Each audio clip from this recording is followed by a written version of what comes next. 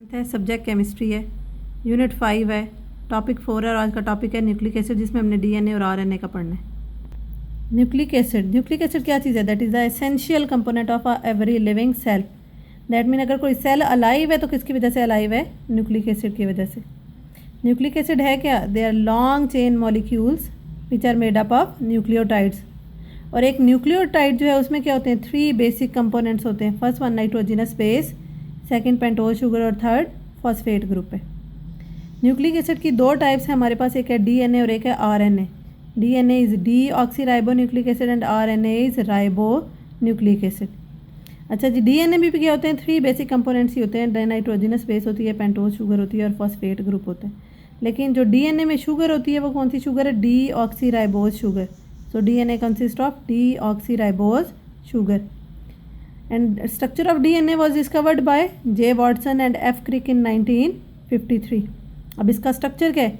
It is a long double stranded molecule. Double stranded molecule mean इसमें कितनी change होंगी? 2 change होंगी। That consisting of 2 change and each chain, दोनों में से हर एक चेन जो है उसमें 3 बेसिक कंपोनेंट्स होते हैं, sugar, phosphate and a base. So each chain is made up of sugar, phosphate and a base. लेकिन जो आपके पास चेन की बैक बोन है that is makeup of sugar and phosphate group. और जो दोनों चेन्स लिंक होती हैं they are link through bases. और इसके दोनों चेन जब लिंक हो जाती हैं तो ये क्या बन जाता है? डबल हेलिक्स स्ट्रक्चर बन जाता है आपके पास। और इस डबल हेलिक्स स्ट्रक्चर में क्या होता है? Both chains are wrapped around each other like that structure. ये आपके पास एक चेन है और ये आपके पास सेकंड चेन है। इसमें ये जो रेड कलर का पार्ट है ये है कि ये क्या चीज़ है? Backbone of a chain, backbone of first chain, backbone of second chain which is made up of sugar and phosphate group and both chains are link through each other link with each other through bases. Bases different types की होती हैं, उसकी भी 2 types होती हैं, एक प्योरीन्स और एक पायरिमिडीन्स।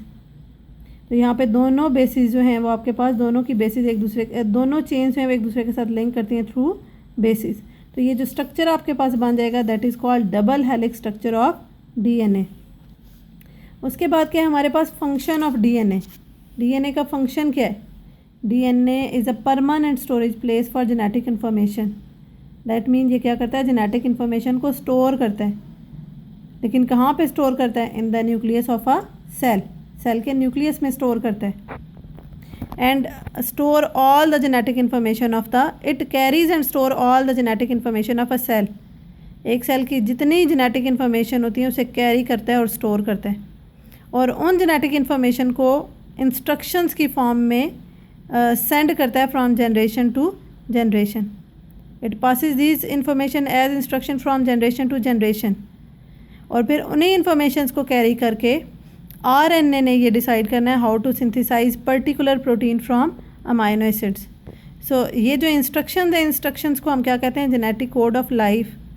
और इन्हीं इंस्ट्रक्शंस ने या इसी जेनेटिक कोड ऑफ लाइफ ने डिटरमिन करना है whether an organism is a man और अ ट्री और a donkey and whether a cell is a nerve cell और मसल सेल। अच्छा जी, उसके बाद क्या है? जो नाइट्रोजनस बेसिस का सीक्वेंस है डीएनए में that determine the protein development in the new cell. And the function of double helix formation of DNA is to ensure that no disorder takes place. क्यों? क्योंकि DNA क्या करता है? Jeans carry करता है और RNA की सिंथेसिस को कंट्रोल करता है। तो अगर जीन्स में एरर आ जाता है तो उससे DNA क्या सिंथेसाइज करेगा? फॉल्टी RNA सिंथेसाइज करेगा। और अगर RNA फॉल्टी सिंथेसाइज होगा तो ऑटोमेटिकली इसने जो प्रोटीन सिंथेसाइज करनी है उसमें भी एरर आ जाएगा। So faulty RNA synthesises faulty protein, जो प्रॉपर फंक्शन परफॉर्म नहीं कर सकता या जो उसकी हमारी रिक्वायरमेंट होती है वो फंक्शन वो परफॉर्म नहीं कर सकता। और इस फॉल्टी प्रोटीन की सिंथेसिस से क्या चीज़ क्रिएट होती है? जेनेटिक डिजीज़ क्रिएट होती हैं। सेकेंड न्यूक्लिक एसिड जो हमने उसकी टाइप है वो क्या है हमारे पास? Ribonucleic acid which is called RNA. RNA तो इसमें भी 3 बेसिक कंपोनेंट्स ही हैं, नाइट्रोजनस बेस है, पेंटोज शुगर है और फॉस्फेट ग्रुप है। लेकिन इसमें जो शुगर है वो कौन सी शुगर है? Ribose sugar. डीएनए में डीऑक्सीराइबोज शुगर है, आरएनए में राइबोज शुगर है। वो डीएनए जो है वो आपके पास डबल स्ट्रैंडेड मॉलिक्यूल है, आरएनए हमारे पास सिंगल स्ट्रैंडेड मॉलिक्यूल है। और ये क्या करता है, it is responsible for putting the genetic information to work in the cell to build protein. That mean ये डीएनए से जेनेटिक इन्फॉर्मेशन को कैरी करता है। डीएनए जो है वो उसी की इन्फॉर्मेशन से आरएनए सिंथेसाइज होता है। तो ये डीएनए की सारी जेनेटिक इन्फॉर्मेशन कहाँ पे आ जाती है, आरएनए के पास। और आरएनए ने वर्क करना है कि आप के सेल में प्रोटीन कैसे बिल्ट होगी। So it works like a messenger between DNA and protein. तो आरएनए क्या है, RNA is synthesized by DNA and that transmit the genetic information.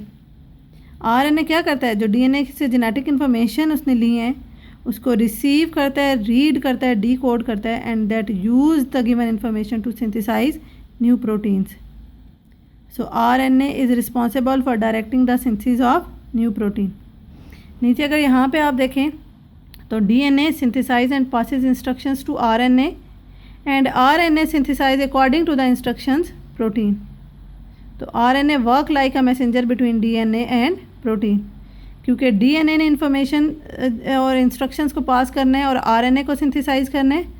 RNA ने उन्हीं इन्फॉर्मेशन और उन्हीं इंस्ट्रक्शंस को कैरी करना है और फिर उसके अकॉर्डिंगली क्या सिंथेसाइज करना है, प्रोटीन को सिंथेसाइज करना है। सो RNA work like a messenger between protein and DNA.